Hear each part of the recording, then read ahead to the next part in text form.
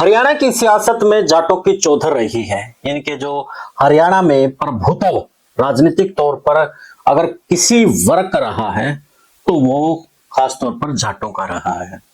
लेकिन भाजपा ने जैसे ही यहां पर एंट्री मारी, भाजपा के एंट्री मारते ही यहां पर एक समीकरण दूसरा बना और उस समीकरण में कहीं ना कहीं जाटों के हाथों से वो चौधर जाती नजर आई।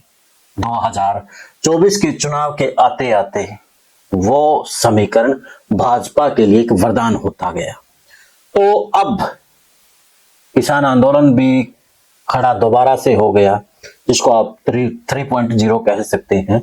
अब उस आंदोलन के जरिए क्या दोबारा से जाट अपनी राजनीति को जिंदा करना चाहते हैं या फिर कोई जो उनकी मांग है उन मांगों के लिए खड़े हैं। सवाल कई खड़े होते हैं और उन्हीं सवालों का आज विश्लेषण करेंगे। और जो सवाल है वो मेरे नहीं बल्कि राजनीतिक गलियारों के साथ में नुक्कड़ चौपालों में घूमते रहते हैं, बात होती रहती है। और जो पिछला जो किसान आंदोलन था वो कामयाब क्यों हुआ, क्या उसमें जो भूमिका थी जिस तरीके से अब है उस तरीके से इनके समझने वाली बात यही है कि उस आंदोलन में और इस आंदोलन में क्या फर्क पड़ा कि अब किसान जाट के से अलावा जो दूसरे हैं, चाहे सैनी है, चाहे गुज्जर है, चाहे कंबोज है, दूसरे जो किसान हैं वो अब इस आंदोलन में साथ नहीं दे रही हैं।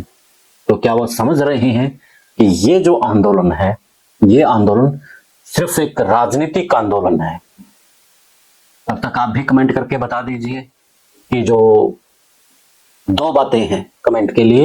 एक तो यही है कि जो किसान आंदोलन हाल फिलहाल खड़ा है इसमें राजनीतिक वजूद के लिए जो जाट वर्ग है वो खड़ा है, और दूसरा कि जो किसान आंदोलन है अब की बार कामयाब क्यों नहीं हो पा रहा है, क्यों नहीं हरियाणा के हर गली में हर उसमें उठ पा रहा है, क्या कारण है?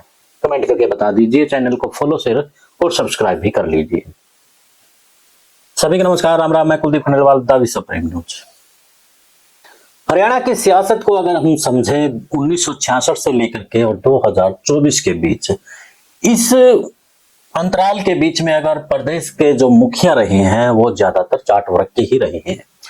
और जब से राजनीतिक तौर पर विश्लेषण या फिर पत्रकार के तौर पर आए हैं और सुनने में भी आया चौधरी बंसीलाल से लेकर के चौधरी देवीलाल हो, तो अब तक ज्यादातर मुख्यमंत्री की जो भाषा रही है वो जाटों के प्रति नरम रही है। सबसे पहले बात करें हम लोग, हालांकि चौधरी देवीलाल कमेरे वर्ग की राजनीति भी की है, कमेरे वर्ग की बात भी की है, लेकिन जब पत्रकार के तौर पर लोगों के बीच बैठे बात सुनी तो देवीलाल के अलावा चौधरी बंसीलाल को लेकर के तो यहां तक सुनने को मिला कि बंसीलाल तो ये कहते थे कि अगर नौकरी लगना है तो उसको जाटने के पेट से जन्म लेना पड़ेगा, यानी कि बागड़ी भाषा में उसको कहा जाता था। अब हम तो तब जन्म भी नहीं लिया था, तब ताऊ देवीलाल मुख्यमंत्री थे। हालांकि बंसीलाल ने जब जन्म मुख्यमंत्री बना तब हमें थोड़ी सी जानकारी हो गई थी, क्योंकि हम लोग उस वक्त सुनते थे कि सियासत का खेल क्या होता है, क्या, क्योंकि इतिहास में अच्छे रही थी रुचि, तो इसलिए पॉलिटिकल चीजों को समझना उसी वक्त से शुरू कर दिया था। तो बंसीलाल जब मुख्यमंत्री बने थे तब बड़े नारे हमने भी लगाए थे, हम साथ खड़े हुए थे। उस वक्त बेशक छोटे थे, लेकिन जब बड़े हुए, चीजों को समझना शुरू हुआ, तब ये बातें सुनने में आई कि चौधरी बंसीलाल है वो ऐसा कुछ कहते थे। अब किसान आंदोलन के ऊपर आते हैं, इनके पूरा विश्लेषण हम करेंगे इस बात को लेकर के। किसान आंदोलन जो 2019 में बड़ा पीक पर था, उस आंदोलन में हर कोई साथ खड़ा नजर आ रहा था कि हमें किसानी बचानी है। उस किसानी को बचाने के लिए चाहे रोड है, बिरादरी है, चाहे गुज्जर है, चाहे कंबोज है, चाहे नाई है, चाहे लुहार है, जो भी किसान था वो किसान आंदोलन के साथ खड़ा था। लेकिन जैसे ही किसान आंदोलन जीत गए, यानी कि नरेंद्र मोदी ने कह दिया कि मेरी तपस्या में कुछ कमी रह गई थी, तो उस आंदोलन की पूरी, यानी कि जो दूसरे वर्ग साथ खड़े थे उनको बिल्कुल साइड में करके और कह दिया गया कि ये जाटों की जीत है, जाटों ने आंदोलन को जीता है। दूसरे वर्ग इसे हताश और परेशान हुए कि हम भी साथ थे, तो हमारा इस मामले में साथ देना, एक प्रकार से उन लोगों ने हमें साइड में कर दिया। उन लोगों को छोड़िए, अगर हम किसान नेताओं की भी बात करें तो किसान नेता में चाहे गुरनाम सिंह चढ़ूनी की बात करें तो गुरनाम सिंह चढ़ूनी ने आंदोलन को बड़ा तरीके से उठाया, बड़ी रणनीति से उठाया। गुरनाम सिंह चढ़ूनी ही वो योद्धा थे जिसने सरकार के खिलाफ बैरिकेड तोड़े, दिल्ली तक पहुंचे, यानी कि अपनी रणनीति से पिपली पर जो लाठी चार्ज हुए, लाठियां खाई और बहुत से उन्होंने केस भोते, लेकिन उसको योद्धा ना मान करके राकेश टिकैत को योद्धा बनाना हरियाणा के जाटों ने शुरू कर दिया। और राकेश टिकैत की फैन फॉलोइंग इस कदर हो गई कि जहां पर भी वो जाए तो वो वर्ग उसके साथ खड़ा दिखता मिलता था, और गुरनाम सिंह चढ़ूनी के साथ में उस तरीके से साथ खड़े नजर नहीं आए।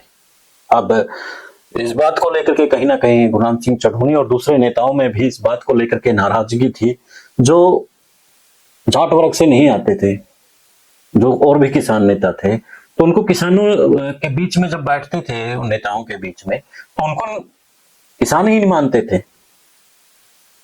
तो चलो उन्हें ये था कि अब इस आंदोलन को पहुंचाना है, लेकिन एक गांठ कहीं ना कहीं उनमें इस बात को लेकर के बंध गई कि हम फिर कभी आंदोलन होगा तब देखेंगे इन चीजों को।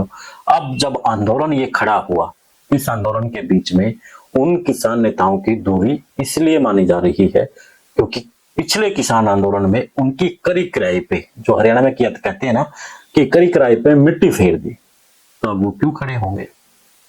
अब जैसे ही भूपेंद्र सिंह हुड्डा चुनाव हार गए, यानी कि वो तो चुनाव जीत गए लेकिन सरकार नहीं बना पाए, क्योंकि चुनाव सरकार ना बनाना ही उनकी बड़ी हार कहा जा सकता है। उधर से अभय सिंह चौटाला चुनाव हार गए, जो कि एक दबंग लीडर के तौर पर उनकी पहचान थी। इसके साथ में चौधरी ओम प्रकाश चौटाला भी सर्वसिद्ध हार गए। चौधरी ओम प्रकाश चौटाला को एक जाट नेता के तौर पर बड़ी पहचान थी उसकी, और कहा जाता था कि जो जाट वर्ग है कहीं ना कहीं उसके साथ है।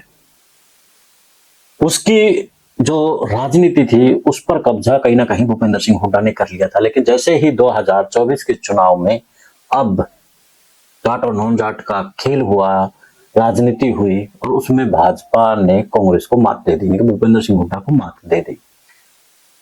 अब बलराज सिंह कुंडू भी है उसमें, दुष्यंत चौटाला भी है उसमें, यानी कि बड़े बड़े लीडर चुनाव हार गए।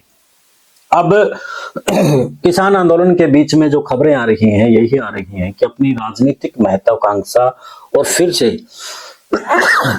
जाटों का जो राजनीतिक वजूद खत्म होता जा रहा है, उसी वजूद को बचाने के लिए किसान आंदोलन में किसान बन करके फिर से अपनी राजनीति का वजूद पाने के लिए लगे हुए हैं।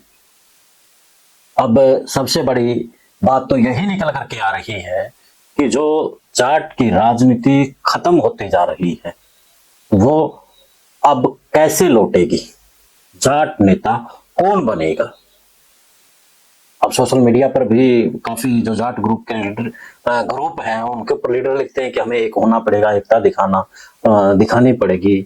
अब जब पहले हर एक किसी की एक महत्वाकांक्षा नहीं थी, अब बहुत से लीडरों की महत्वाकांक्षा हो गई है, तो कहीं ना कहीं उसी महत्वाकांक्षा के चलते जाटों की राजनीति में भी कई फाड़ हो गई हैं।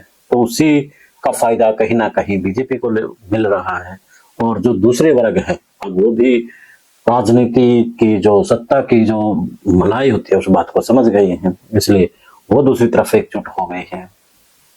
आप इस विश्लेषण से कहेंगे कि एक जातिगत विश्लेषण है, लेकिन मैं ये कहूंगा कि जातिगत, वो आपने भी सुना होगा कि जाति है कि जाति नहीं है।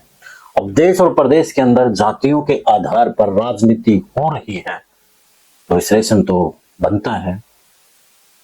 हम किसी भी प्रकार से यानी कि समाज को, देश और प्रदेश को बांटना नहीं चाहते, लेकिन